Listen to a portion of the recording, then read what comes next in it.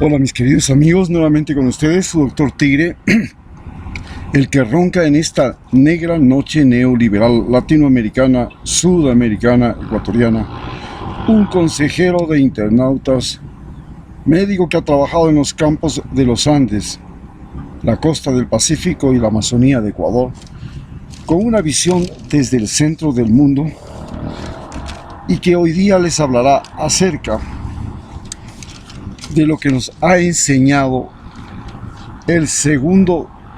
lo que nos está enseñando este día de hoy, el segundo día del final de Lenín Moreno, la pandemia y el neoliberalismo en Ecuador.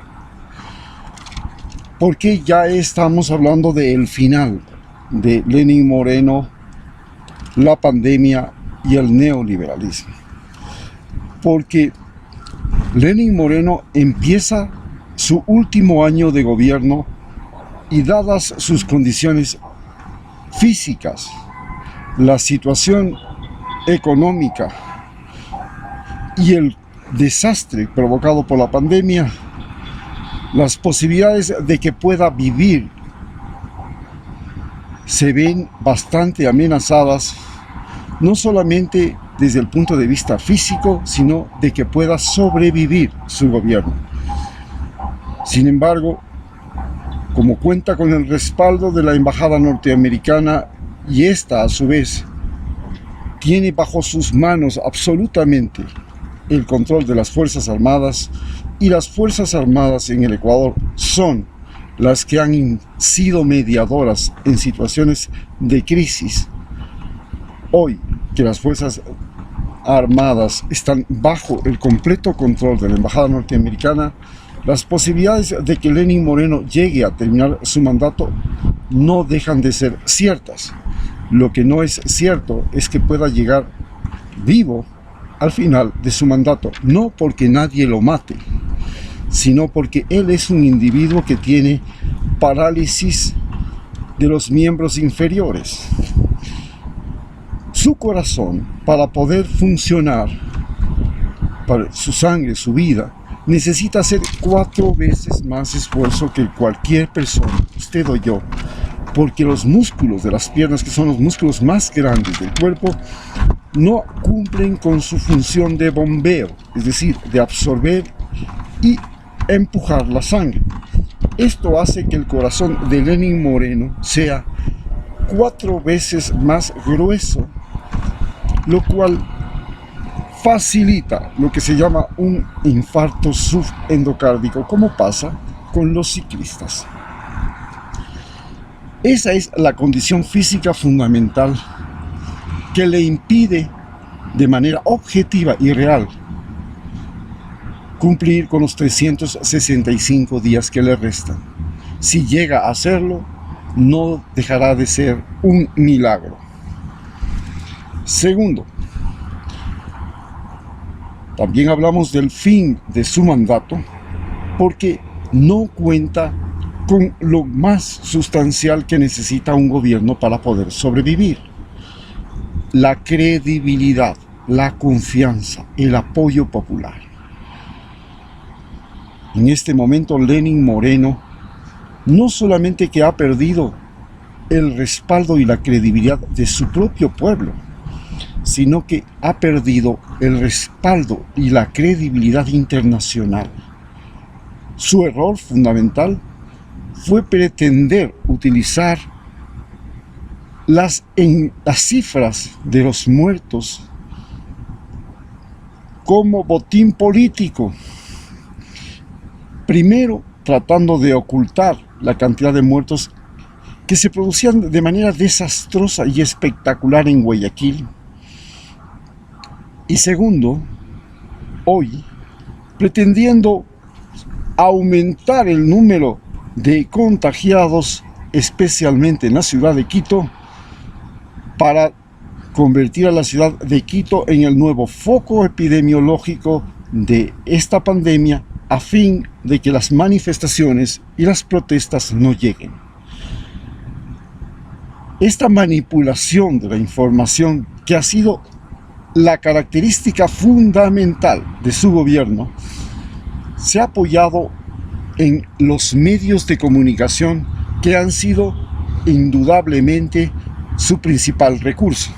Primero, porque heredó de Rafael Correa 3 canales de televisión: Telecentro, Gamavisión y Ecuador TV, más un periódico en Quito y otro periódico en Cuenca.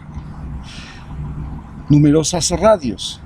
A esto se suma que los medios de comunicación se aliaron con él para hacer una campaña de desprestigio del gobierno anterior a fin de evitar a toda costa el retorno del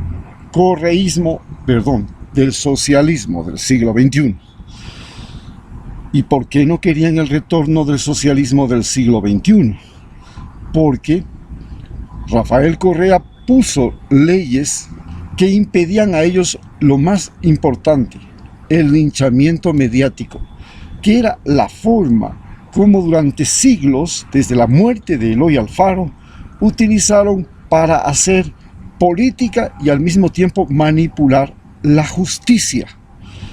Recordemos que Eloy Alfaro murió producto de una campaña hecha por el diario El Comercio de los Mantilla para que la gente se exaltara e invadiera el penal García Moreno, lo arrastrara y lo quemara en el Parque de El Ejido junto con todos sus generales. Fue una campaña mediática, fue el primer uso en la historia del Ecuador, estamos hablando de 1912, de los medios de comunicación para manejar el poder político. En base a eso, Lenín Moreno está viviendo también el problema de la pérdida de credibilidad de los medios y de respaldo de los medios. Tanto él como los medios han perdido credibilidad y lo han hecho gracias a que existe ahora información internacional a través de televisión satelital y que existe la internet, donde la gente realmente se informa, porque en los medios de comunicación oficiales y en los medios de comunicación de los grandes ricos y banqueros que fueron los dueños de los medios de comunicación, ellos siempre desinformaron, utilizaron la información a su antojo. Esto ha decaído. La pandemia ha hecho que su credibilidad aún disminuya más. Fueron ellos los que ocultaron las cifras de los muertos, fueron ellos los que han ocultado todo el desastre que ha sucedido durante esta pandemia, y han tenido que ser los medios internacionales los que salgan a develar la realidad. Asistimos entonces al final del mandato del neoliberalismo, porque se pensó que el neoliberalismo, que era el capitalismo desbocado, donde el rico vive del pobre y el pobre de su trabajo, donde el rico no solamente que tiene la riqueza, sino que tiene el poder y manipula la información, y donde los ricos se creen con el derecho a concentrar la riqueza y después distribuirla a su capricho, a su antojo y a su conveniencia entre los pobres.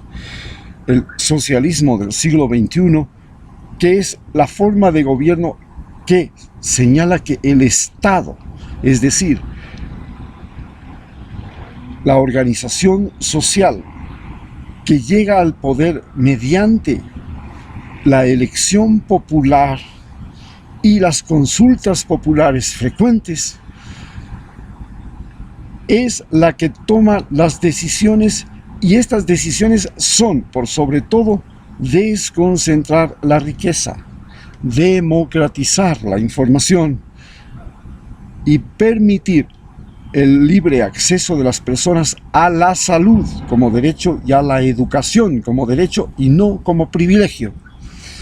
Esta, que es la particularidad del socialismo del siglo XXI y que ahora está siendo adoptado por Estados Unidos y toda Europa, marca el fin de un siglo en el que el capitalismo desbocado, el capitalismo salvaje, fue el que gobernó el planeta Tierra. Recordemos que el capitalismo salvaje nos llevó a la Primera y Segunda Guerra Mundial, nos llevó a la Guerra Fría y ahora se enfrenta al problema de la globalización, pero no solamente la globalización económica, sino de la globalización de las pestes, como la pandemia del coronavirus. ¿Qué es lo que nos ha enseñado este segundo día del fin del neoliberalismo, Lenin Moreno y la pandemia? Primero, respecto a la pandemia, que la pandemia llega a un pico y comienza a declinar. La explicación de por qué llega a ese pico y comienza a declinar todavía no está clara. Las posibilidades son: 1, que el virus pierde su letalidad, su virulencia. Y esta pérdida de virulencia puede deberse, 1, a que ya no le es fácil encontrar víctimas susceptibles. La mayor parte de víctimas susceptibles ya cayeron, ya murieron. Y entonces no puede reproducirse en esas víctimas susceptibles con la misma ferocidad. Segundo, que no encontró las mismas víctimas, sino que encontró otros seres humanos que tenían mayores resistencias, jóvenes, niños, adultos, gente que había desarrollado defensas, y estas defensas le permitían entonces poder crear, modificar al virus y luego propagar un virus que tiene menos virulencia. Este nuevo virus con menos virulencia se propaga y se convierte en un virus que puede vivir o no dentro de otro ser humano. Esa posibilidad de sobrevivir del virus disminuyendo su virulencia es otra gran posibilidad. Esto es lo que nos está enseñando al momento la pandemia.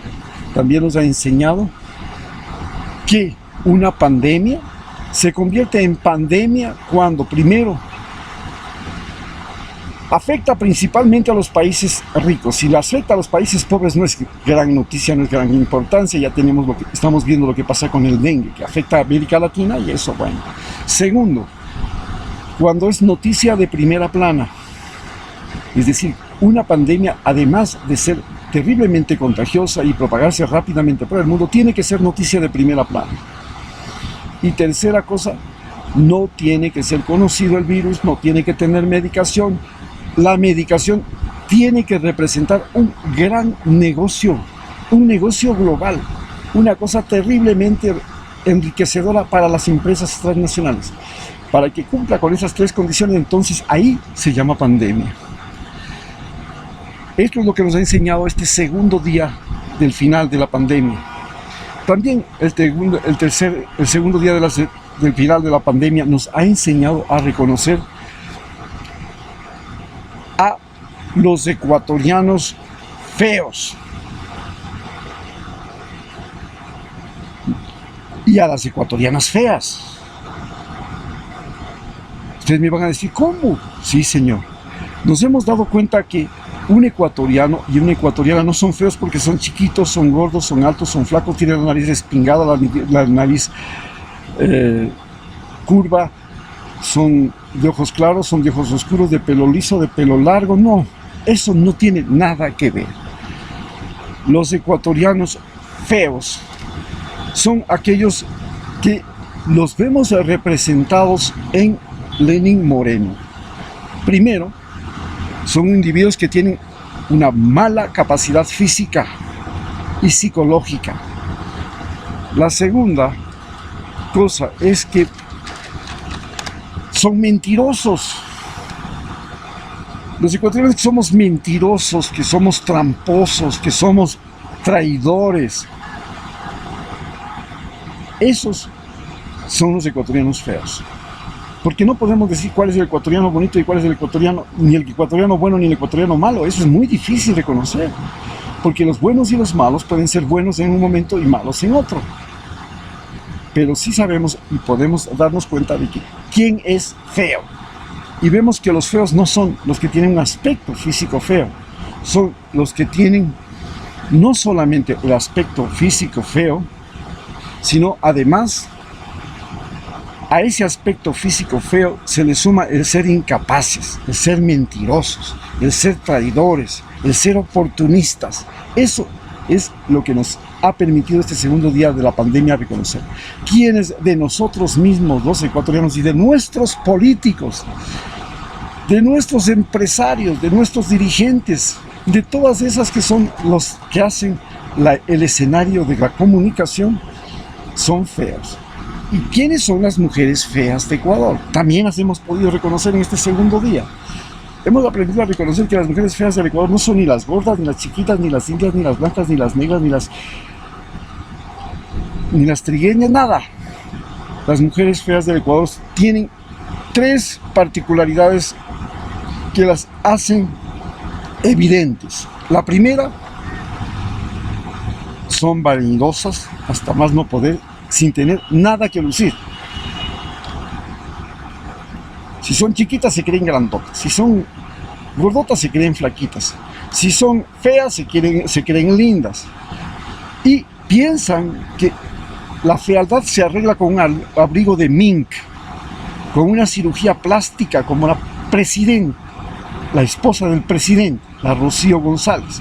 Segundo, hemos aprendido a reconocer que las mujeres ecuatorianas se vuelven feas y se vuelven horribles cuando son, además, muy hipócritas.